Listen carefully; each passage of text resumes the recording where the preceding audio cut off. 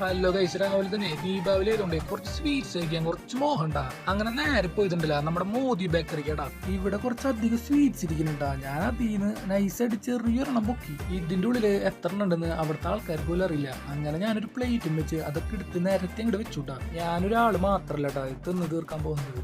ആദ്യം തന്നെ ഞാൻ കൊടുത്തത് അമ്മാവയ്ക്ക്. നമ്മുടെ അമ്മാവ് അധികം സ്വീറ്റ്സ് കഴിക്കില്ല, എനിക്ക് അറിയാവുന്നതുകൊണ്ട് തന്നെയാട്ടാ ഞാൻ കൊടുത്തത്. പക്ഷേ പ്ലേറ്റ് കയ്യിലെത്തിയിട്ടുണ്ടല്ല, സ്വീറ്റ്സ് കാണില്ല. ഈ ഇരിക്കുന്ന മുതലുകളാട്ടാ സ്വീറ്റ്സ് നൈസായിട്ട് പഠിച്ചത്. ആ സ്വീറ്റ്സ് ഒക്കെ എവിടെ പോയി ഞാൻ അവരോട് ചോദിച്ചപ്പോൾ റിയാക്ഷൻസ് ആട്ടാ അവരുടെ മുഖത്ത് നിങ്ങൾ ഇരുന്ന് കാണുന്നത്. അങ്ങനെ വൈകിട്ട് ഞാൻ തിരിച്ചു പോന്നിട്ടുണ്ടല്ലോ, നല്ല വിശപ്പ്. അങ്ങനെ നേരെ ഒരു തട്ടുകട കയറിയിട്ടാ. നല്ല ബഡ്ജറ്റ് ഫ്രണ്ട്ലി തട്ടുകടയാട്ടാ. ഇവിടുത്തെ സ്പെഷ്യൽ എന്ന് പറഞ്ഞാൽ ലൈവ് പൊറോട്ടയാട്ടാ. ലൈവ് പൊറോട്ട അവർ അടിച്ചു തരും.